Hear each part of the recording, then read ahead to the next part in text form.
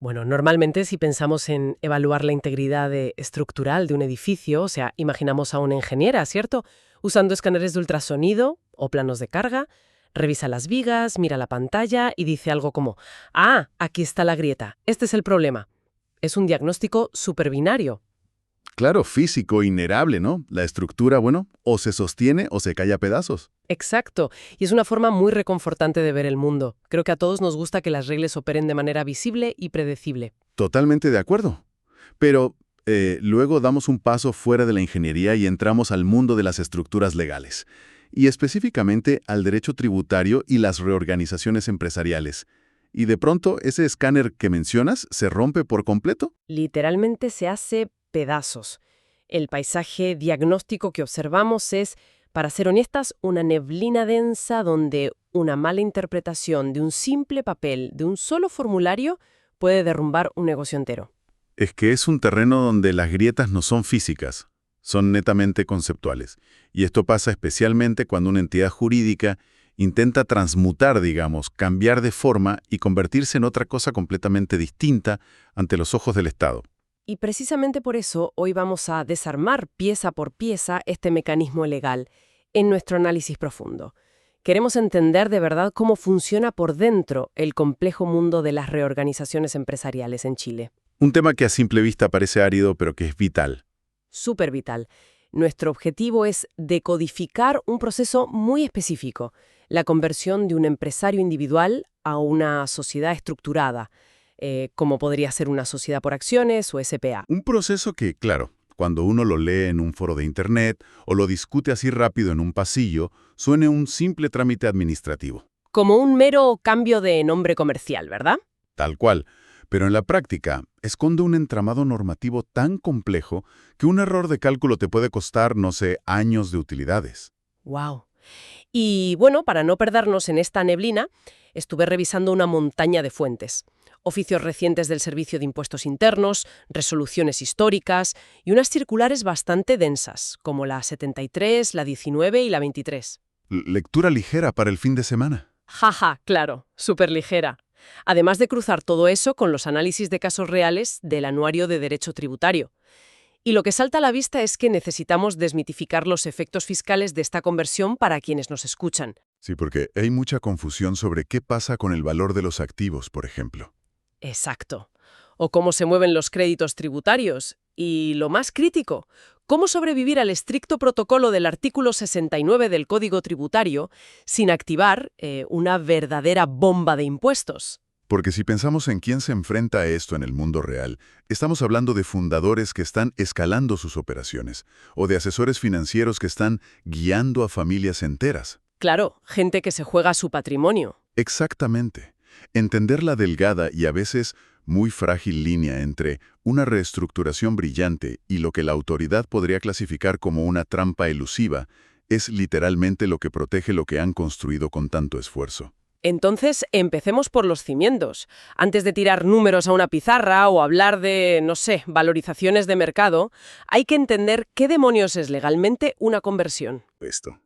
Bueno, yo siempre asumí que si tengo un negocio personal y lo transformo en una spa, simplemente le estoy poniendo un traje corporativo nuevo a la misma entidad. O sea, un cambio de ropa y ya. Y esa es la trampa conceptual en la que cae muchísima gente. La respuesta corta es no. No le estás poniendo un traje nuevo. No. Para nada. Porque, para empezar, la conversión es un concepto puramente tributario que nació por allá por 1985. No viene del derecho civil ni del comercial. Ah, o sea, es un invento estrictamente para cobrar impuestos. Digamos que es una ficción necesaria. Porque en el derecho civil, si una sociedad de responsabilidad limitada se transforma en un SPA, la persona jurídica efectivamente subsiste. Sigue siendo la misma entidad, solo que con otras reglas internas. Ya, pero aquí estamos hablando de un empresario individual. Área. Es una persona natural, de carne y hueso, que simplemente tomó una parte de su billetera personal y dijo al Estado: «Oye, estos fondos son para mi actividad comercial».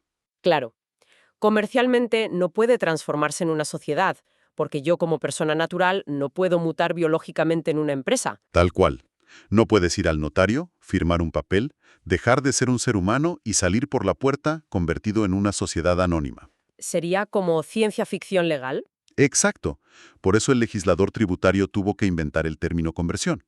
La mecánica real es que esta persona natural aporta la totalidad del activo y el pasivo de su empresa individual a una sociedad nueva, una que nace desde cero específicamente para este efecto. Ya veo. Y el detalle que casi nadie ve venir es este. En ese preciso instante, la empresa individual original desaparece, se extingue por completo. A ver, frena ahí. Si desaparece, en el diccionario del Servicio de Impuestos Internos, desaparece significa término de giro. Así es. Y el término de giro es prácticamente la autopsia fiscal de un negocio. Es el fin. Es un evento crítico. Bajo la regla general del artículo 69 del Código Tributario, si la empresa muere, debes dar aviso de término de giro. ¿Y qué implica eso económicamente? Bueno, según el artículo 38 bis de la Ley de la Renta, eso te obliga a liquidar y pagar inmediatamente los impuestos por absolutamente todas las utilidades acumuladas que la empresa no haya tributado a nivel de impuestos finales. O sea, te castigan por crecer. Imagina que tienes un negocio próspero, decides formalizarlo como SPA para recibir a un socio y el Estado te exige vaciar la caja para pagar impuestos por años de utilidades de un solo golpe. Y antes de siquiera empezar a operar con la nueva estructura. Es de locos. Es como heredar la casa de tus abuelos, pero con la condición legal de que tienes que pagar la hipoteca completa en efectivo antes de que te entreguen las llaves. ¿Quién tiene esa liquidez? Muy pocos. Me gusta mucho la analogía de la casa. Pero hay una vía de escape y es fundamental que quienes nos escuchan la entiendan. Menos mal, porque ya me estaba estresando. Sí, tranquilidad. El mismo artículo 69 provee una excepción dorada para no tener que pagar esa hipoteca de golpe. Permite no dar el aviso de término de giro si, y solo si, la nueva sociedad que nace se hace responsable solidariamente. Responsable solidariamente en la escritura pública, me imagino. Exacto, en la escritura social de todos los impuestos que adeudaba la empresa individual. Es decir, firmas que la nueva SPA asume toda la mochila histórica de deudas y contingencias fiscales. Así es. Es un pacto de sucesión de responsabilidades. Si la nueva SPA, digamos, le pone el pecho a las balas, el SIT permite hacer la transición sin exigir ese cobro lapidario del término de giro. Ya, tiene sentido. Pero me queda una duda existencial. Si la empresa individual desaparece en el momento en que se firma la creación de la nueva sociedad, ¿quién está realmente inyectando los bienes? Esa es una excelente pregunta. Porque si la empresa original ya es un fantasma, no puede firmar un traspaso de propiedades ni de plata. Y esa duda es tal vital que, de hecho, el CII ha tenido que aclarar esto repetidas veces mediante oficios formales. La respuesta es que quien hace el aporte de los bienes es la persona natural. O sea, yo misma. Sí. La empresa individual transfiere todo su patrimonio a su dueño y ahí se extingue. Luego, la persona natural toma esos bienes, los inyecta como capital en la nueva SPA y a cambio adquiere acciones de esta nueva compañía. Bien, sabiendo que soy yo, la persona natural, quien transfiere este negocio exitoso a la nueva SPA, la siguiente complicación tiene que ser matemática. Oh, sí. Y aquí es donde muchos asesores sudan frío. Me imagino. Porque si yo estoy inyectando esta empresa, el Servicio de Impuestos Internos no me va a dejar simplemente inventar el valor de esos bienes. Y aquí es donde las cosas se pueden poner muy oscuras si se toman malas decisiones, porque entra a jugar el famoso poder de tasación. Así es. Es el choque frontal entre el costo tributario y el valor de mercado. Para entender esto, los expertos en el Anuario de Derecho Tributario siempre citan la lógica detrás de oficios clave, como el 2437. A ver, hagamos la matemática en una servilleta para la audiencia. Imagina una fundadora que inició su empresa individual con un capital modesto, digamos 10 pesos. Perfecto, 10 pesos de capital inicial. Y a lo largo de los años le fue increíble, ¿verdad? Generó utilidades que se reinvirtieron por 50 pesos, matemáticas simples. El costo tributario de ese patrimonio, lo que dicen los libros contables estrictamente, es de 60 pesos. Correcto. Los 10 originales más los 50 de ganancias reinvertidas. Pero digamos que esta empresa desarrolló un software único o tiene una marca súper bien posicionada en el mercado. Claro, un intangible valioso. Exacto. Si esta fundadora quisiera vender la empresa mañana a un competidor, no la vendería en 60 pesos. Su valor comercial, el precio real de mercado en la calle, digamos que es de 100 pesos. 100 pesos, ok. Al momento de hacer la conversión, ella tiene una decisión sumamente crítica que tomar. Aporta estos bienes a la nueva SPA usando el valor libro de 60 o usando el valor comercial de 100. Y si elige aportarlos a los 100 pesos comerciales, que suena lógico porque es lo que vale, hay una diferencia de 40 pesos flotando en el aire. ¿El SEI simplemente ignora esos 40 pesos que aparecieron de la nada? Para nada. El Estado nunca ignora el dinero. Esa diferencia de 40 pesos se denomina mayor valor tributario. Mayor valor. Suena que voy a pagar por eso. Esto para la persona natural que está haciendo el aporte. Y, bajo la ley de la renta general, todo incremento de patrimonio tributa. Esos 40 pesos quedan afectos al impuesto de primera categoría y, eventualmente, a tus impuestos finales. ¡Wow! Entonces, la tentación novia es decir, listo, aporto todo al valor libro de 60, no genero ningún mayor valor y me ahorro pagar impuestos por esos 40. Es lo que casi todos quieren hacer al principio. ¿Y qué me impide hacer eso siempre? O sea, declarar al costo tributario y ya. El artículo 64 del Código Tributario. Y cuidado, que esta no es una sugerencia del SI, es una facultad de tasación durísima. Te pueden cambiar el valor ellos mismos. Si la autoridad detecta que estás fijando precios artificiales o subvalorando bienes solo para evadir o eludir impuestos, tienen el poder legal de recalcular toda la operación. Imponen el valor de mercado que ellos consideren correcto y te cobran las diferencias con multas altísimas. ¡Qué miedo! De hecho, he visto el catálogo de esquemas tributarios que publica el SI y está lleno de casos donde la autoridad desarmó reestructuraciones que intentaban generar pérdidas ficticias moviendo activos a precios ridículos. Es un clásico. Por eso la revisión es tan exhaustiva. Pero tengo entendido que la Ley 21.713 introdujo una especie de escudo legal para las empresas que hacen esto bien, ¿cierto? Así es, introdujo la formalización de la legítima razón de negocios, o LRDN, como le dicen en la jerga tributaria.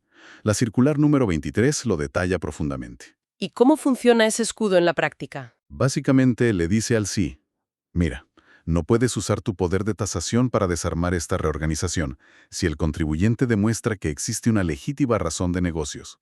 Es como un pasaporte tributario.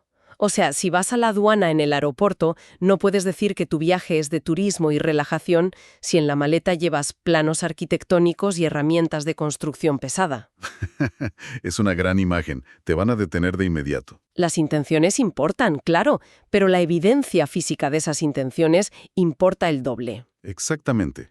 La LRDN exige que la conversión busque un fin económico real, tangible y, sobre todo, demostrable. ¿Cómo qué cosas? Puede ser para expandir operaciones a nuevos mercados, separar líneas de riesgo financiero porque vas a abrir una sucursal riesgosa, o estructurar la empresa para conseguir financiamiento bancario que como persona natural no te darían. Lo que no puede ser es una coreografía diseñada únicamente para eludir el pago de impuestos. Exacta.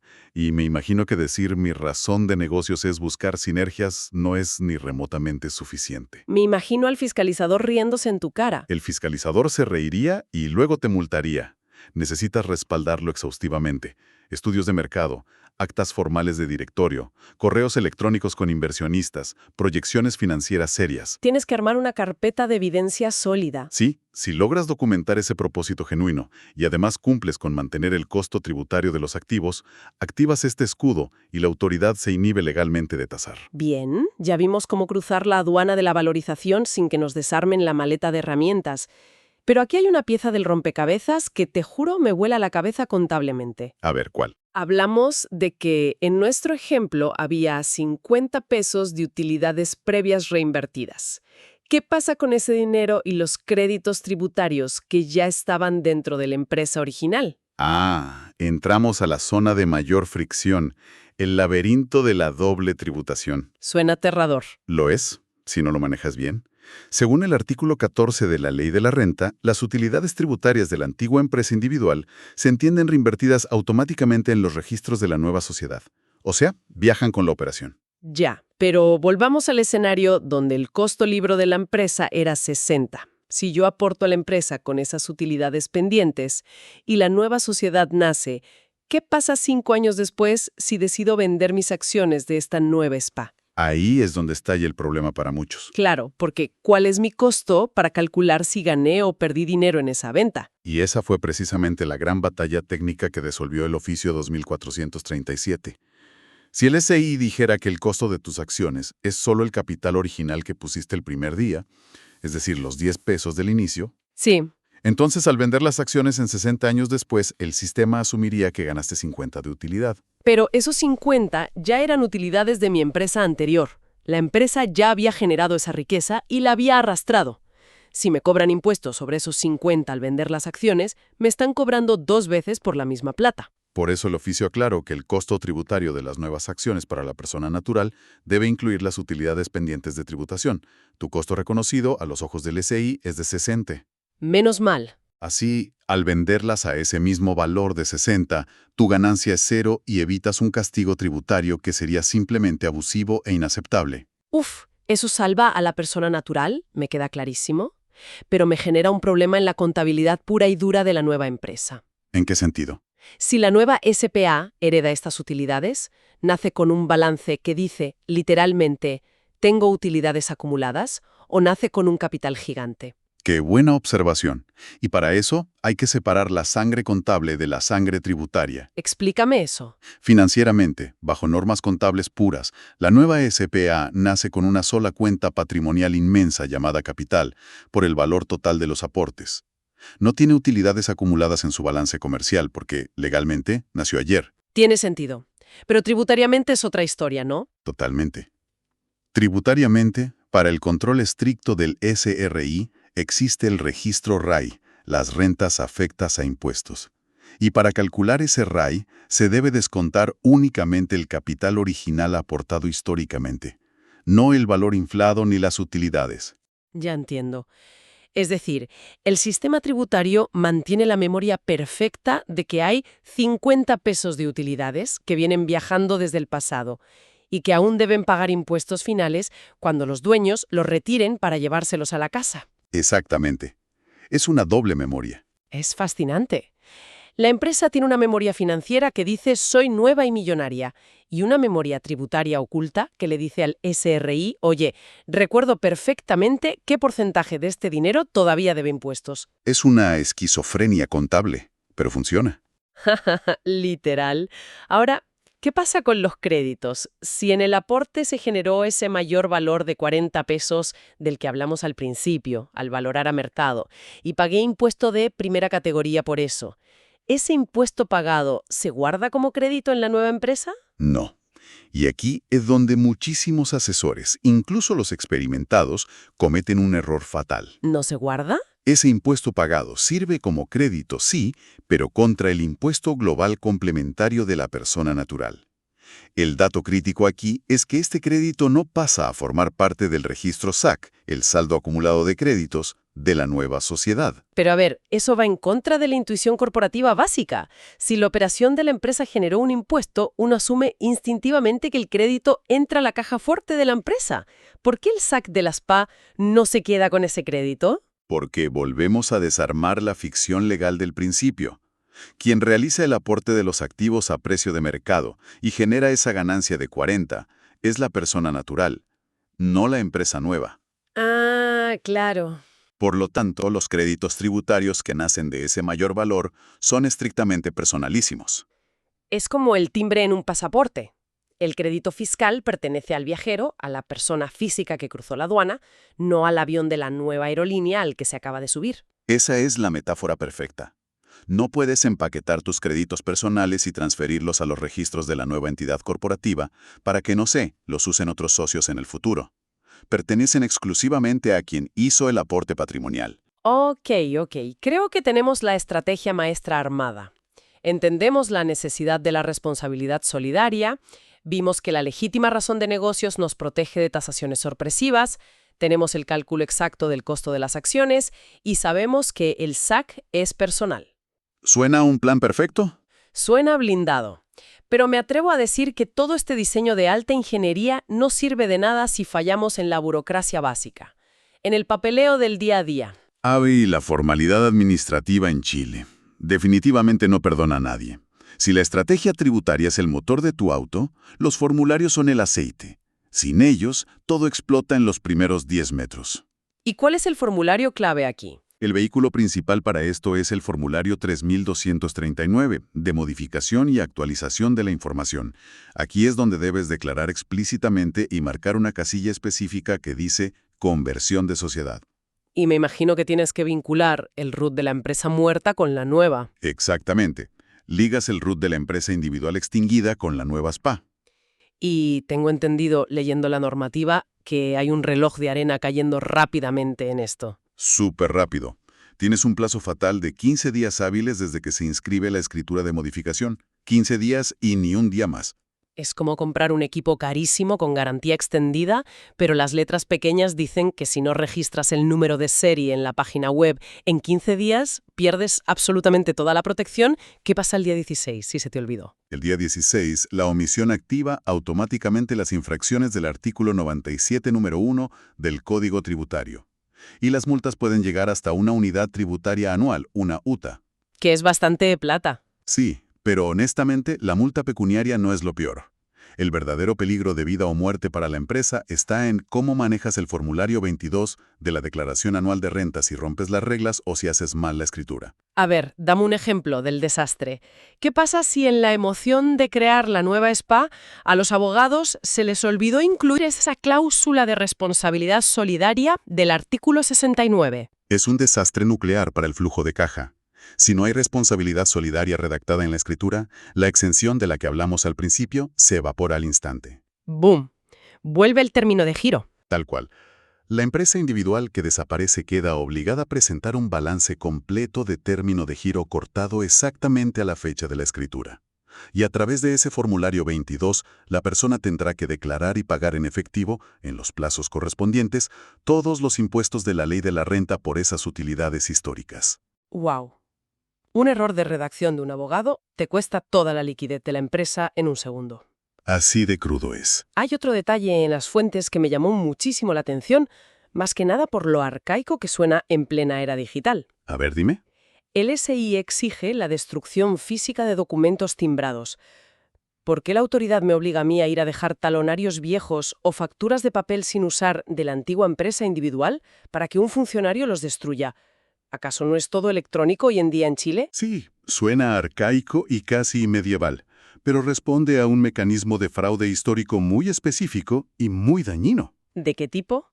Antes de la masificación total de la factura electrónica, e incluso hoy en ciertos nichos muy específicos, las empresas que quedaban flotando o inactivas se utilizaban como sociedades fantasma.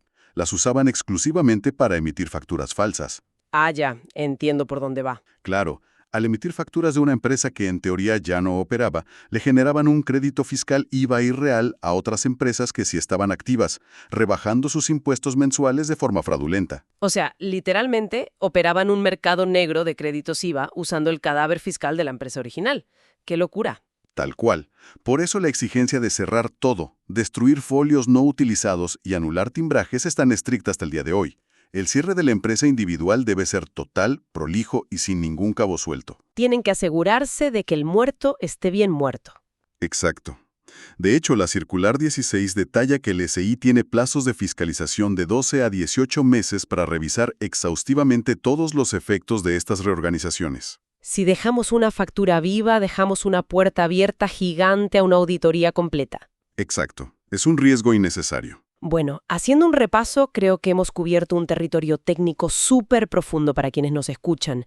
Hemos explorado la anatomía real de una conversión, desmitificando cómo una empresa individual no se transforma, sino que se extingue por completo. Sí, y vimos cómo eso te obliga a manejar magistralmente el artículo 69 para evitar un término de giro ruinoso, usando la asunción solidaria de deudas. Además, desarmamos la mecánica de la valorización. Vimos cómo el artículo 64 acecha a quienes inflan o bajan valores a conveniencia y cómo una legítima razón de negocios, bien documentada y fundamentada en propósitos comerciales reales, actúa como el único escudo válido contra esa tasación. Un escudo vital. Y finalmente, bajamos a la sala de máquinas contable. Entendimos por qué las utilidades viajan a la nueva empresa en el registro RAI, pero los créditos del SAC se quedan anclados en el pasaporte de la persona natural. Claro, evitando así que el sistema nos cobre 2 veces por la riqueza de toda una vida de trabajo. Si alguien de la audiencia está escuchando esto pensando en escalar una operación familiar para recibir inversionistas o quizás separando aguas patrimoniales por seguridad, el mensaje de hoy es clarísimo. La creatividad legal no sirve de absolutamente nada sin una precisión milimétrica en la ejecución administrativa y contable. Un error en un formulario o en una cláusula aquí no es solo un tropiezo menor, destruye el valor del negocio. Es que reorganizar no es solo cambiar la placa en la puerta de la oficina, es orquestar tu pasado tributario para que no destruya las oportunidades financieras de tu futuro. Totalmente de acuerdo. Y eso nos deja con una última interrogante, y para mí quizá la más filosófica de todo esto. A ver. Si el éxito de una reorganización hoy depende principalmente de demostrar una legítima razón de negocios ante el fiscalizador, en el fondo estamos admitiendo que el sistema tributario ya no se trata solo de balances matemáticamente perfectos, se trata de narrativas. Qué interesante punto. Tienes que saber contar la historia estratégica de tu empresa ante el Estado. Entonces, en un mundo donde la fiscalización se automatiza cada vez más y más, ¿cómo va a juzgar en el futuro la inteligencia artificial del SII la legitimidad de un modelo de negocios? Es una gran pregunta. Estamos entrando a una era donde el relato comercial pesará tanto como los números en la planilla de Excel. Dejamos esa pregunta abierta para la audiencia. Hasta nuestra próxima exploración.